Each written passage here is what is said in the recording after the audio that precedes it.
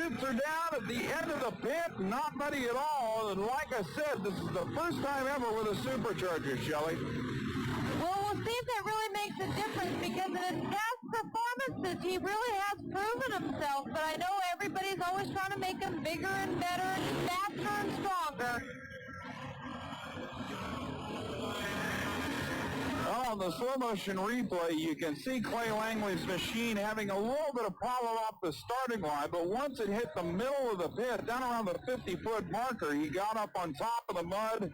A rough ride, but still power going to all four wheels, and that's what Clay was hoping for.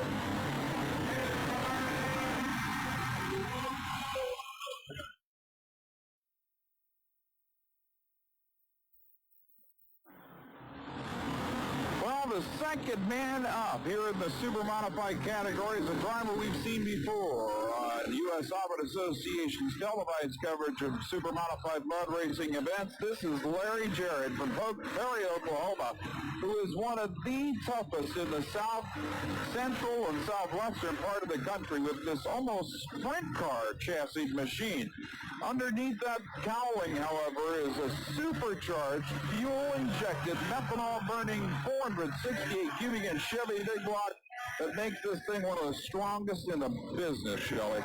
Well, being that he's 48 years old, he's only been active. And that's why that man is so tough. Unbelievable run here in the early going of the super modified category, and Larry Jarrett's supercharged alcohol-burning sprint car blasts through this 90-foot pit with one of the best runs you could hope to see. Here on the slow motion replay, look at this thing, Shelley, just skimming the mud. In fact, the left front wheel never really on the ground for most of the run. The elapsed time, 2.23 seconds. An excellent run here on this 90-foot pit, and that will take the #1 spot easily. Here is the first supercharged entry of the super modified category. A hometown racer, Shelley, from Troop, Texas. This is Kenny Slider. It's hard to say what it's hometown of. It's such a big state. That's true. He may be a Texas racer, but he could have traveled 400 miles to get here. The Painful Pleasure, 1980 Jeep CJ7. An aluminum body on a home-built frame with a supercharged, fuel-injected, methanol-burning 427 Chevy, developing over 1,300 horsepower, the first of the blown big blocks in U.S. Off-Road Association competition at this event. You know, we were talking earlier about one of the most popular racers on the U.S. Off-Road Association trail, Mike Erdely and the Mud Shark 1964 Corvette.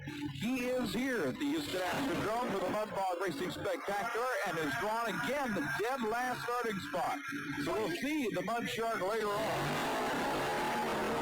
And the transmission goes away big time, no power to the front wheels at all, and Kenny Slider just sent that supercharged Chevrolet up to about 12,000 RPM.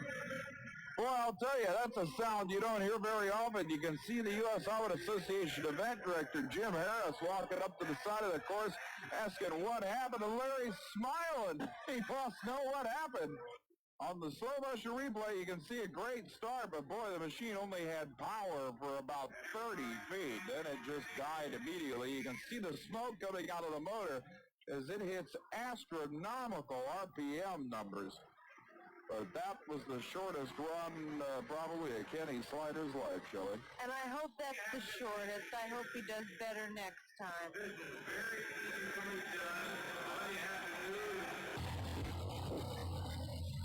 Well, on the starting line, a pretty incredible little piece of equipment called attitude adjustment. This is Darren Matthews from Mast Point, Mississippi, with a very, very short wheelbase piece of equipment. A 1979 Toyota with a 390 cubic inch Ford wedge motor. It's incredibly light for a full-body truck, only 2,500 pounds, Joey. As we pointed out on previous shows that the U.S. Off-Road Association this year the attitude adjustment machine makes it across the finish line, but certainly had to work to get there. You can see that is a solid 36 inches of mud down there at the finish line. As soon as Matthews got out of the throttle, that truck sank down below the hubs. On the slow motion replay, you can see that it looked like Darren Matthews never really got the power he needed off the starting line. She just kind of plowing through the pit. Although it did dart around a little bit, he managed to keep it on a pretty straight course, even though, as you can see at this point, at about the 60-foot marker, it was just about completely sideways. The last time, however, much slower than he would have hoped for. Not enough for Darren Matthews to threaten the leaders here at the Houston Astrodome.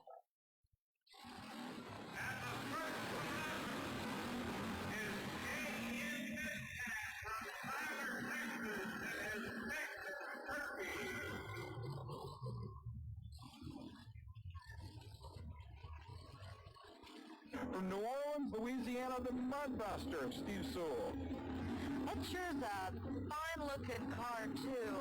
I noticed that the tires on it, though, it looks like the ones in the front might be smaller. Yeah, as a matter of fact, a lot of the drivers are switching over to smaller front tires because of the fact that these cars are so fast nowadays that the front tires spend very little time in the mud. So they're applying most of the power to the rear wheels. In fact, the front differential is smaller. It doesn't handle as much power. The front wheels are pretty much nowadays just going along for the ride. Well, I hope it helps if he's flipped this car before. This is only the fourth straight race. An excellent run. There's no question about that. The 22-year-old from New Orleans, Louisiana, in the unique Ford Thunderbird. Blast across the finish line with a run that should surely be in the 2-second zone, Shelley. And that'll be enough to put him up there with the leader, Larry Jarrett. On the slow motion replay, Shelley, the machine darts around a little bit on the starting line. And it looks like there's some ruts that are starting to form, too, so that makes steering extra difficult. Guess the time to beat of Larry Jarrett's 2.23 second number one pass right now, 3.20 seconds, will only put Steve Sewell in the number 8 position. So the Mudbuster heads back to the pits, and we'll be back with more championship mud racing and thrill show action from the Houston Astrodome in just a moment.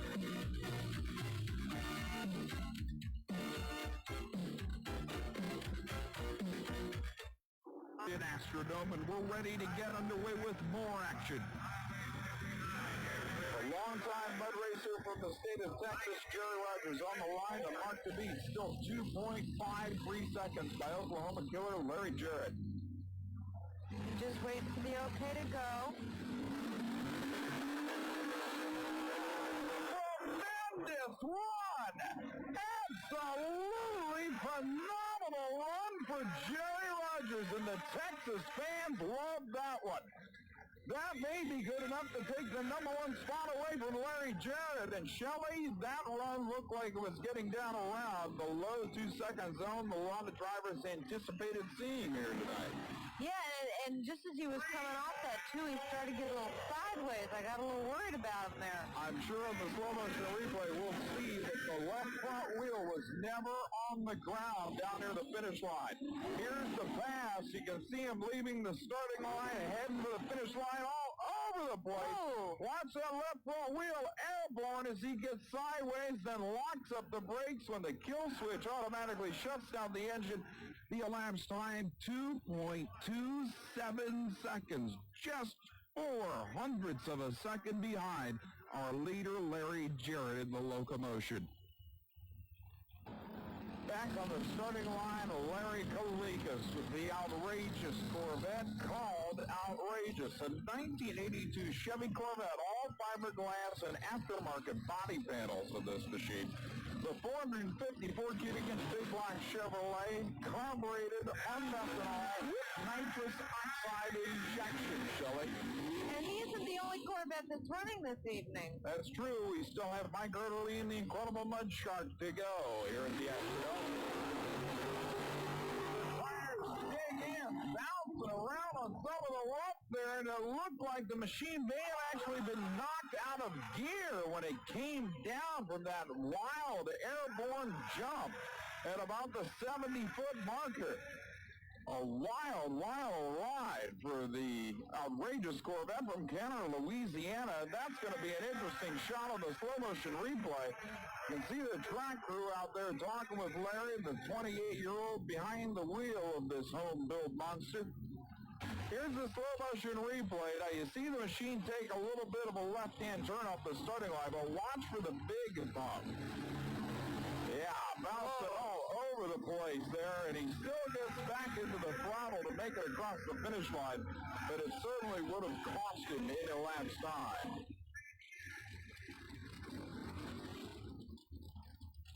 One of the most unique machines you could ever hope to see at a U.S. Orbit Association national event. Shelley Herman, take a look at this thing. An AMC Gremlin, the maniac here on the starting line, without a doubt one of the most unusual pieces of equipment you will ever see.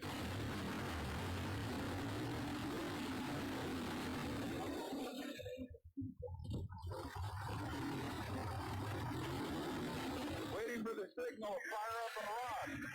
Jerry Richter and Ricky Richter.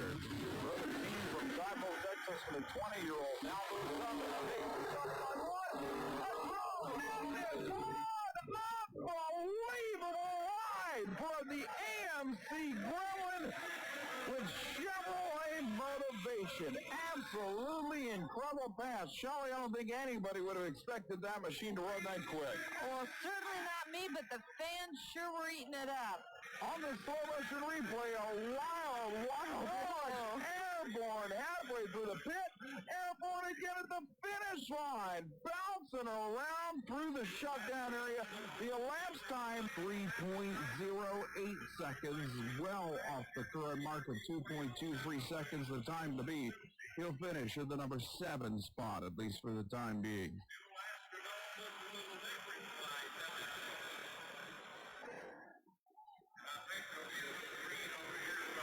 In the Lone Star State, mud racing knows several strong racers, but here is one of the best down south. This is Jim Tollison from Bivens, Texas, a 44-year-old racer who's been doing this for many, many years. And Shelley, the sandpacker, using a 509 cubic inch nitrous-injected Chevrolet, is a powerful ride. Well, you know, it's such a contrast to see that short little Gremlin car and now this big long body, to see what kind of a difference it'll make for the driver and, you know, the machine. Well, as opposed to the Gremlin, 2,900 pounds, this machine weighs about 2,500 pounds, 400 pounds lighter with an awful lot of power. Like I said, the 44-year-old logging contractor from Bivens, Texas, has been doing this a long time. He knows how to get down to the track. A great run, and actually heading over towards the side boundary, and it looked like Tollison may have gotten out of the throttle to keep from going out of bounds on that run. It didn't sound like he got out of the throttle, but he was dangerously close to going off the race course. On the slow-motion replay, you can see Tollison going right into the ruts, whether intentionally or not, just skimming the mud, airborne near the finish line, and he's out of the ruts at that point and shuts it down right about the 90-foot marker. Well, Tollison's sandpacker machine manages to record a 3.07 second elapsed time, and by 1/100th of a second, that'll put him in the 6th spot behind Jerry Richter's earlier 3:08. The flagman stands ready as the next machine gets ready to continue action here in the super modified category. On the starting line is one of the best in U.S. Oven Association Super Modified Mud Racing, a member of a two-man team, both brothers, who have dominated action in the last 2 years. This is Bud Crum from Kansas City, Kansas, brother of Ken Crum, a man who's campaigned the Spoiled Brat Subaru at U.S. Oven Association competition for so many years, with his 1986 Jeep CJ utilizing a, believe it or not, a 410 cubic inch AMC engine. Shelley, there aren't many drivers who haven't switched to a Chevrolet or Ford engine in this sport. Well, they're keeping it all in the family, too, because his son Kevin is also a racer. That's true. Both Ken and a big fireball in the starting line, a little bit of a carburetor fire as well. They're going to have to grab the fire extinguishers there on the side of the track. You can see event director Jim Harris and the other crews moving up, but obviously Bud takes care of it himself with the onboard fire extinguisher required by these machines in U.S. Oven Association rules and regulations. What a rough way to go. It didn't look like a problem with the nitrous oxide system aiding the fire. It just looked like a carburetor backfire more than anything else. If it had been an intake valve hanging open, we would have seen a much larger explosion, Shelley.